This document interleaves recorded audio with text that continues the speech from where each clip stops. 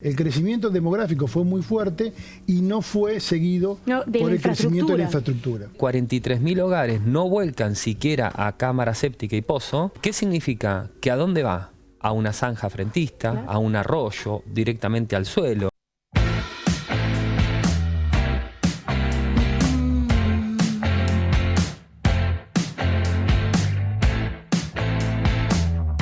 Hola, ¿cómo están? Bienvenidos y bienvenidas a un nuevo programa de Objetivo Universidad.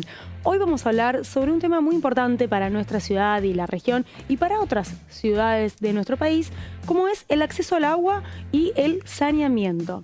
Investigadores, expertos de la Facultad de Ingeniería y de la Facultad de Ciencias Económicas de nuestra universidad hicieron y presentaron un informe revelador sobre datos muy puntuales e importantes sobre nuestra ciudad y nuestra región. El acceso al agua es fundamental y el saneamiento también de los efluentes en cada uno de los hogares también es muy importante para la calidad de vida de todos nosotros y nosotras.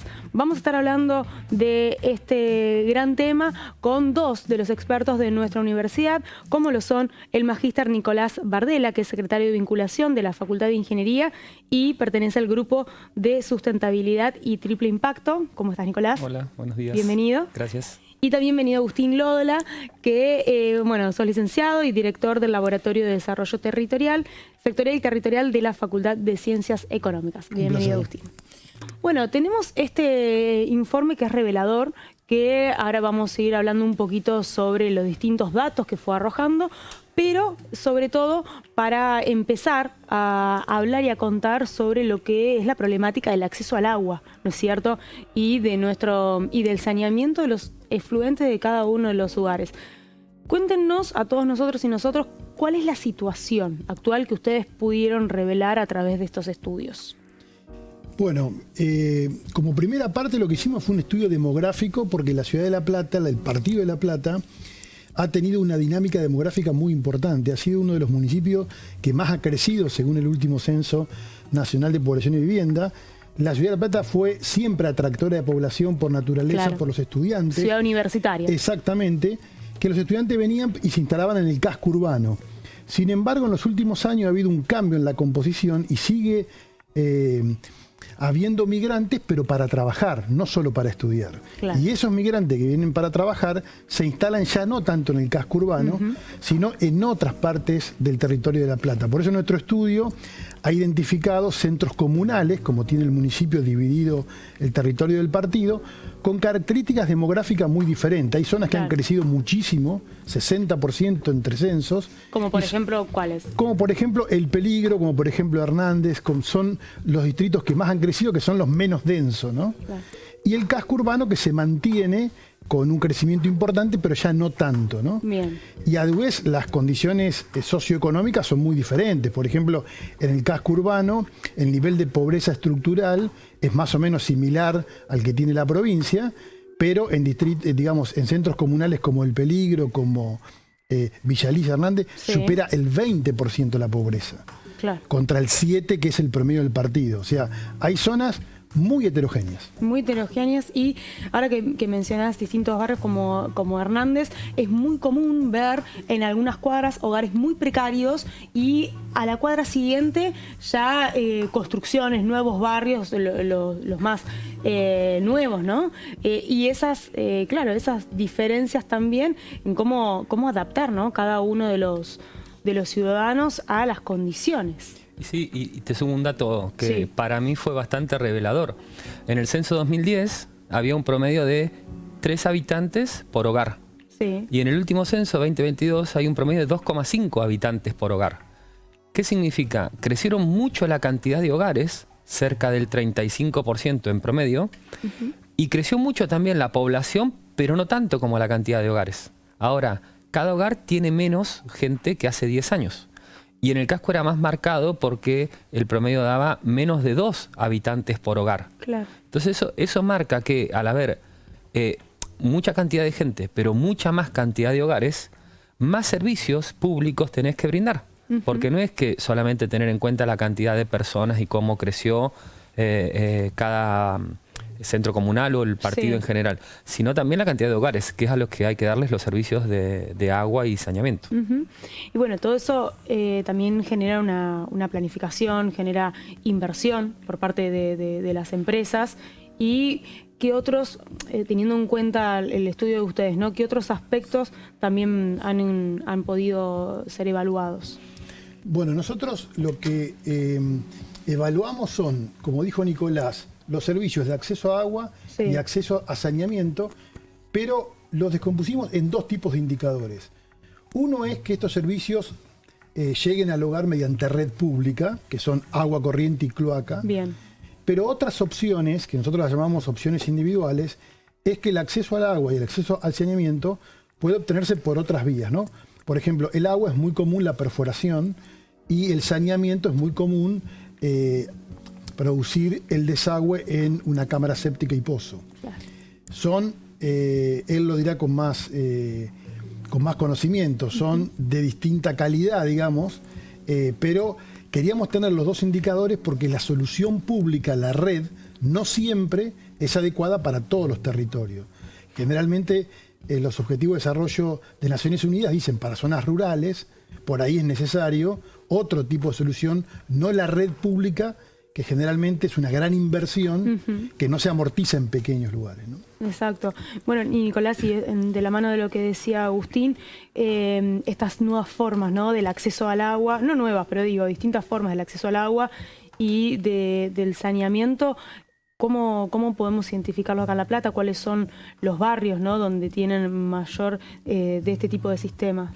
A ver, hay algo muy sencillo de entender, es que vos tenés un hogar y querés tener agua, o tenés agua de red, claro, o haces un pozo. Esa es la cuestión básica.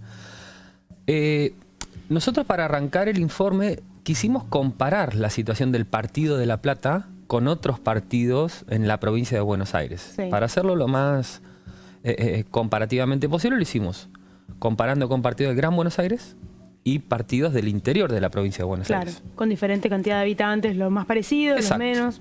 Ahora, y comparamos la cobertura de red pública.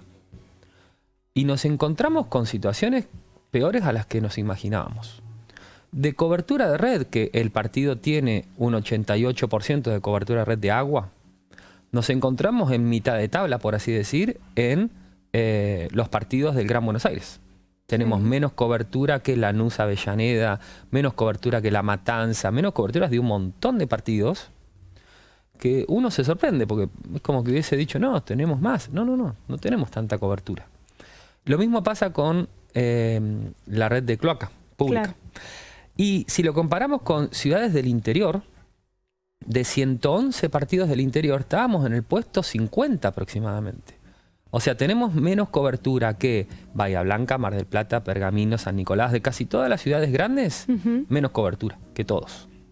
Entonces, nos empezamos a plantear distintas cuestiones. O sea, antes de mirar para adentro en el partido, los centros comunales y demás, es la situación del partido de La Plata comparativamente no es buena. Y tampoco si lo comparamos con Córdoba y Gran Córdoba, con Rosario, con Santa Fe, estamos abajo de todas esas ciudades respecto de coberturas. Claro, ha crecido la ciudad, pero la cobertura de los servicios se ha estancado. Exactamente, nosotros estimamos que del crecimiento que hubo de necesidad, de demanda que llamamos de agua, entre el 2010, el último censo, y el 2022, solamente de agua se cubrió el 60%. Y servicio de cloaca solamente se cubrió el 30%. O sea, el crecimiento demográfico fue muy fuerte y no fue seguido por el crecimiento de la infraestructura. Exactamente. Exacto. Nosotros estuvimos en la presentación del informe que se realizó en la Facultad de Ingeniería, cubrimos allí la nota y vamos a ver los testimonios también de Fernando Tauber, vicepresidente de nuestra universidad, y de los decanos de Ingeniería, Marcos Actis, y del decano de Ciencias Económicas, Eduardo de Justi. Lo que está mostrando la universidad en estos equipos de investigación que trabajan mancomunados en las facultades de Ingeniería y de Ciencias Económicas, las etapas que hay que ir cubriendo para alcanzar coberturas razonables, de mínima y totales, como objetivo final en la provisión de estos servicios básicos que hacen a la condición sanitaria de nuestra comunidad. Es un planteo de la situación de La Plata en lo que es el crecimiento de la población que han tenido y de una falta de planificación, por ejemplo, en los servicios como el agua y cloaca, ante el crecimiento inmobiliario que ha tenido la ciudad, comparada con otros municipios, porque estas dos facultades hicieron todo un relevamiento de todos los distritos de la provincia de Buenos Aires, con lo cual podemos comparar la situación de La Plata con respecto, por ejemplo, con La Matanza. A esta altura todavía estar discutiendo que la gente tenga acceso al agua potable o a las cloacas parece raro. Bueno, cuando uno conoce la realidad territorial, la verdad es que es un tema que yo digo que el éxito de este trabajo es si podemos poner en la agenda pública el tema del acceso al agua por parte de toda la población y el acceso a las cloacas por toda la población. Me parece que el valor de esto va a estar si logramos que pase a ser un tema de agenda pública. Bueno, ahí veíamos a las autoridades de nuestra universidad reflexionando también sobre estos temas y marcando la importancia del desarrollo de este informe y también del trabajo mancomunado entre distintas facultades. Agustín, hablamos también de la heterogeneidad, ¿no? De nuestra, sí, lo que dijo Nicolás es que La Plata no está bien a nivel de los partidos vecinos, ni del conurbano, ni del interior, pero la situación se explica un poco por la gran heterogeneidad que tiene la ciudad. Nosotros tenemos un casco urbano histórico que tiene relativamente mejores indicadores de cobertura, pero después tenemos centros comunales que no tienen, directamente no tienen acceso ni de red pública ni de cloaca, por ejemplo, El Peligro. Esa gran heterogeneidad es lo que explica un poco que La Plata a nivel promedio esté más bajo que otros distritos. Exacto, claro, eso llama la atención cuando estamos en el casco y conocemos muchísimas personas que tienen los dos servicios, pero cuando salís un poco del casco y ves otras realidades... No hay que mirar solo los promedios, claro, hay que mirar exactamente. Nicolás, también el tema del tratamiento de los efluentes, ¿no es cierto? Esto genera un gran impacto sobre la calidad de vida, sobre la contaminación. Contanos un poco qué es lo que detectaron y cómo se podría actuar. Sí, respecto del no tratamiento de los efluentes cloacales, es un gran problema. Nosotros identificamos más de 43.000 hogares que sus efluentes cloacales no lo vuelcan ni a la red pública ni a una cámara séptica y un pozo. Que podría considerarse una cámara séptica y un pozo un tratamiento parcial. Pero una aclaración, tampoco el estudio profundizó en si las plantas de tratamiento actuales que tiene ABSA o las cooperativas brindan un saneamiento total de ese efluente líquido. O sea, solamente estuvimos analizando las coberturas, no el servicio que hoy se brinda. Entonces decimos que más de 43.000 hogares no vuelcan siquiera a cámara séptica y pozo. Por día. Por día. ¿Y qué significa? ¿Que a dónde va? A una zanja frentista, a un arroyo, directamente al suelo. Y nosotros en el informe hicimos la analogía, es como que 700 camiones atmosféricos volcaran todos los días eso sobre una zanja, sobre un arroyo, sobre el suelo. Y es muy significativo. Y también es significativo la situación de los que vuelcan a cámara séptica y pozo, porque no es un tratamiento que esté completamente realizado, por así decir. Entonces, no, y ahí ya nos acercamos más a 100.000 hogares que vuelcan de ese modo. Es un montón. Por eso que los números son enormes. Para el 2025, muchísimo. ¿No? Y te voy a dar otro dato interesante. Hay más de 29.000 hogares que declaran tener pozo de agua. Sí. O sea, no tienen red de agua, necesitan agua, hacen un pozo. ¿El pozo cuántos metros? Depende de la zona.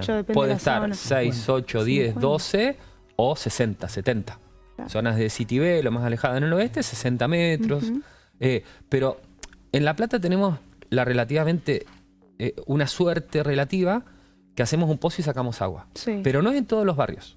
No es así en Saboya, no es así en Villa Castel, no es así en los barrios más cercanos al Río de la Plata, vamos a decirle de algún modo. Claro, que además, el tema de la potabilización del agua, el consumo, no todas se puede consumir y más cerca del río peor. Es complejo, pero el dato dice que más de 29.000 hogares tienen pozo, ¿no? El dato no analiza los que tienen agua de red y además tienen pozo, que le podemos sumar otro tanto. Claro. El dato no analiza el cordón frutihortícola, que hay más de, quedándome corto, 15.000 pozos. Entonces estamos hablando más de 50.000 pozos en todo el partido, y tal vez nos quedemos cortos. Seguro. Pozos que se sacan agua y pozos que son más de 50.000 puntos que pueden llegar a contaminar el agua subterránea. Entonces, uno de los planteos es, ¿cuánto tiempo más se puede seguir así? ¿Con soluciones individuales y sacando agua de relativamente buena calidad? 5 años, 10, 15, 20, Claro, se agotan 30. los recursos. En algún punto, si no hay algún control, porque estos son todos pozos que no tienen ningún tipo de control. Si no hay un control y no hay alguna estrategia de planificación de qué hacer con esto, técnicamente no se puede asegurar que esto va a ser para siempre así. Exacto. Entonces hay que poner los ojos sobre estos temas. Sí, y esto que señalás, Nicolás, también tiene que ver, Agustín, con el crecimiento del casco urbano, de los desarrollos, como ahora cada vez se ve más que tiran abajo una casa vieja y te suben un edificio. Y ahí ese barrio ya empieza a tener más demanda, por un lado, del servicio de agua, pero también menos cantidad. O dejan, o los edificios tienen las superbombas, pero las casas de al lado, los vecinos de toda la vida, se quedan sin presión, sin agua. No, es la falta de planificación que dice Nicolás. Claro. Que nosotros en el estudio tampoco hicimos análisis de calidad de los que actualmente tienen red de agua, que sabemos que hay muchos problemas de ese tipo. Ahora, acá cobra importancia el rol de lo público, del sector público, en el sentido de que uno puede aceptar soluciones individuales porque a veces son las convenientes para ciertas localizaciones. Lo que no puede aceptar es falta de control, porque si todos vamos a perforar nuestro querido Puelche, como dijo el decano Actis en la presentación, imagínate, pobre acuífero ya debe estar bastante herido, y además cada perforación individual, si está mal hecha, puede terminar contaminando. Un desastre. Exactamente, que como dice Nicolás, nada asegura que tengamos de por vida. Hoy tenemos la suerte que hacemos una perforación y sale agua. ¿Hasta cuándo? No se sabe hasta cuándo vamos a tener esa suerte. Exacto. Y también para destacar el trabajo en conjunto, ¿no? Ya acá hablando específicamente del rol de nuestra universidad, donde se realizan este tipo de investigaciones. Bueno, ¿qué pasa con estos resultados? Ustedes los presentaron, lo hicieron a demanda, ¿cómo lo manejan? Nosotros, este informe particularmente, se nos ocurrió hacerlo en el marco de la participación que la Facultad de Ingeniería tiene en la Comisión de Ordenamiento Urbano Territorial del municipio, en el marco del nuevo código urbanístico que está armando el municipio. Fue un aporte que queríamos dar, diagnóstico de la situación, porque las autoridades municipales y provinciales son las que tienen que planificar respecto de para dónde ir con este tema. Nosotros presentamos desde la facultad 2 trabajos importantes. Uno fue todo lo que es el plan de gestión de riesgo hídrico, que es muy importante en el Partido de La Plata, y otro que queríamos hacer respecto de la infraestructura básica, que era este informe. Fue presentado ante las autoridades municipales y está en el armado de la nueva planificación tenido en cuenta por las autoridades. Ahora hay que pensar en cuáles son las alternativas para dar una cobertura colectiva de agua y de saneamiento. De agua pueden ser soluciones más fáciles, de saneamiento no tanto, pero estamos convencidos que esas soluciones no son soluciones tradicionales, sino que tienen que ser en lo que se llama ahora soluciones basadas en la naturaleza. Soluciones que por ahí pueden ser de biodigestores comunitarios o tratamientos que no son una planta convencional, aeróbica o anaeróbica. Claro, que la tecnología ha avanzado muchísimo también, por ejemplo, en el tratamiento de los efluentes, y ¿no? pensar en soluciones localizadas. Si tenemos barrios tan descentralizados como puede ser El Peligro o pueden ser otros barrios que no llegan a la red general de cobertura, si se ve el mapa, imagínense un mapa donde es el casco y para los costados se amplía, para el norte y para el sur. Entonces, si tenemos que empezar a avanzar un poco más, hay que pensar en soluciones más específicas para cada región. Y ese es un trabajo que hay que encarar, que lleva su tiempo armarlo, pero no puede pasar lo que pasó ahora, que desde el censo 2010 al censo 2022, en vez de tener más cobertura, tenemos menos cobertura, tanto de agua como de cloaca. Entonces, esas son las situaciones que tenemos que prever para decir no pueden pasar 10 años más y estar en una peor situación, sino empezar a buscarle la alternativa de cómo estar en una mejor situación. Datos de alerta, ¿no?, que marca la universidad también. Totalmente. Yo quiero destacar el trabajo conjunto porque acá nos unimos dos expertise.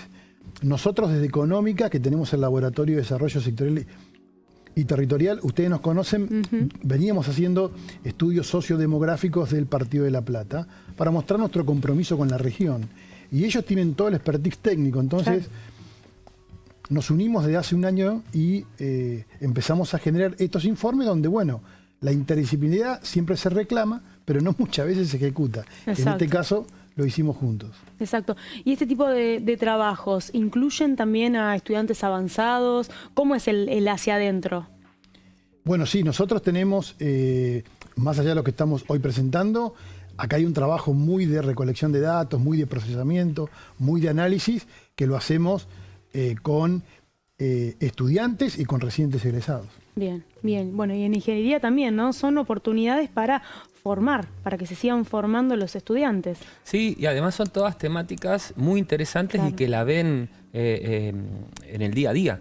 No es que estamos sobre cuestiones que son muy complejas o más teóricas, son cuestiones de transferencia directa. Hacemos este estudio, nos juntamos, ellos saben de estos temas, nosotros sabemos de estos otros y lo ponemos a disposición de las autoridades para que tomen las definiciones que tengan que tomar.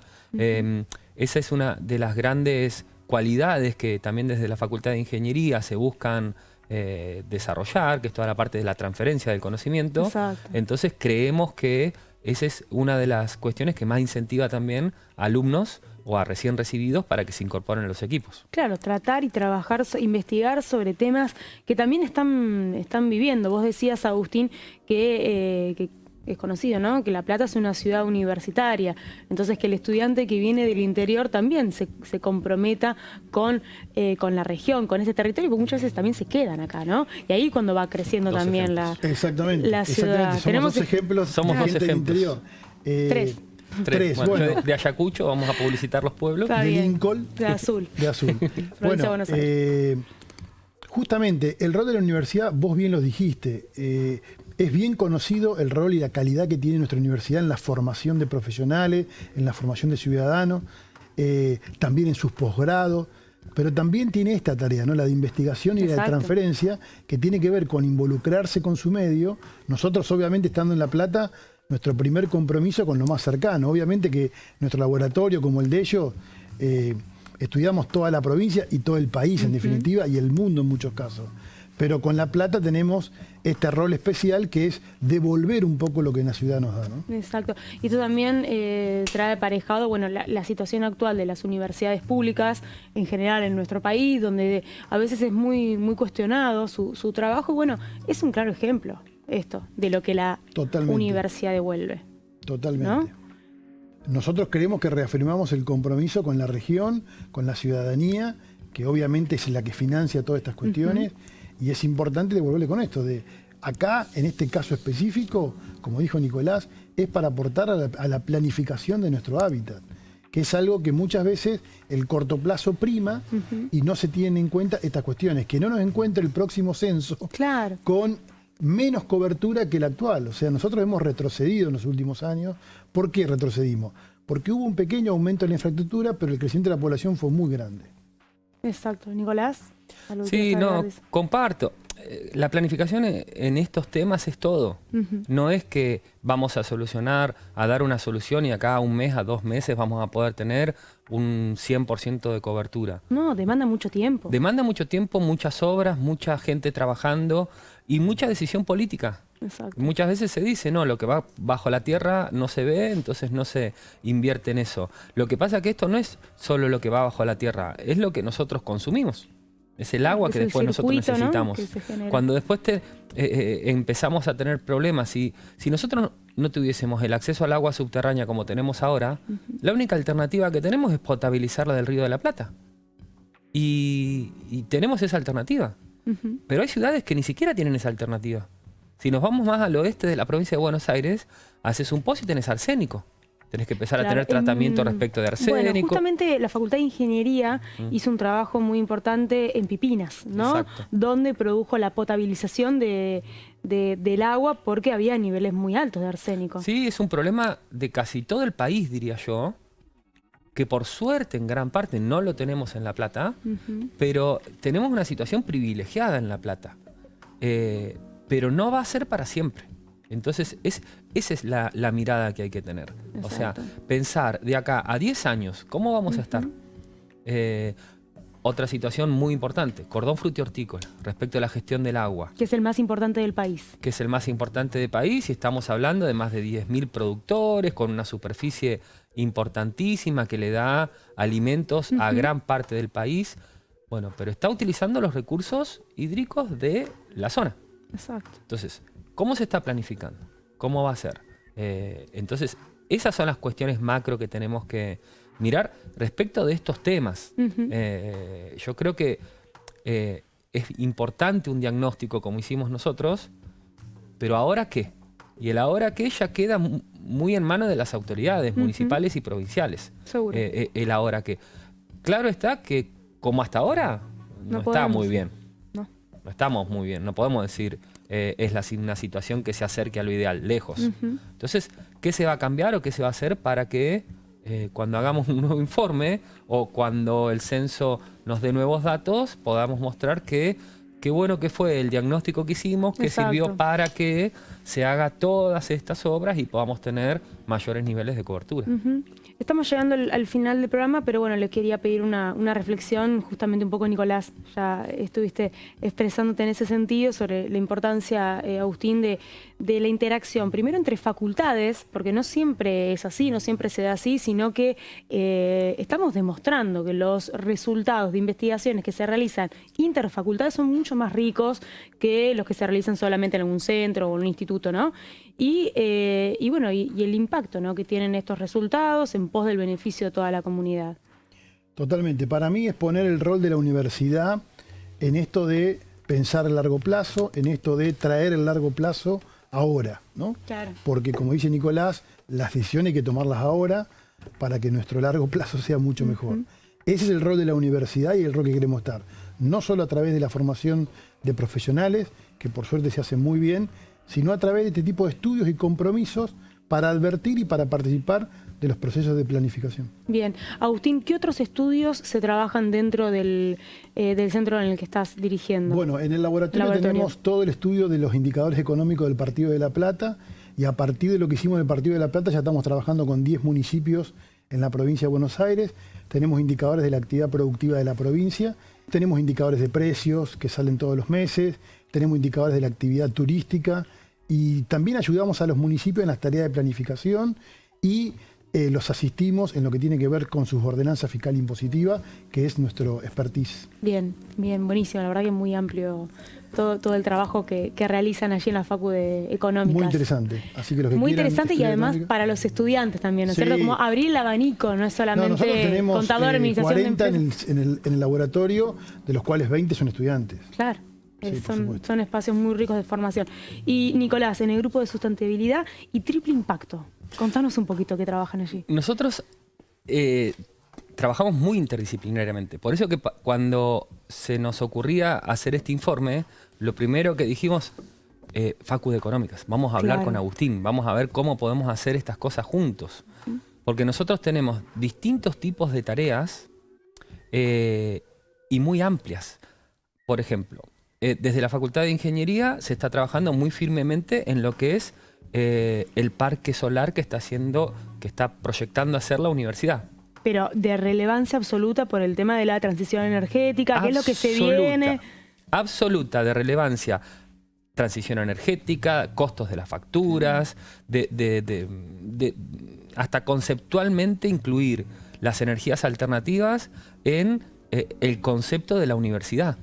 De decir, que traccione carreras de grado, carreras de posgrado, gente interesada en estudiar esto, porque normalmente todo lo que es energías solares, casi todos los productos se tienen que traer de afuera. Bueno, podemos desarrollar algo acá, podemos empezar a pensar cómo relacionar la fábrica de litio con el parque, cómo podemos relacionar distintas actividades que pueden surgir respecto de algo tan importante como es un parque solar de una universidad que es único. No existe en Latinoamérica, en el mundo hay algunos ejemplos muy puntuales, pero no existe poder lograr compensar todo el consumo eléctrico con un parque solar. Entonces en eso estamos trabajando desde la Facultad de Ingeniería.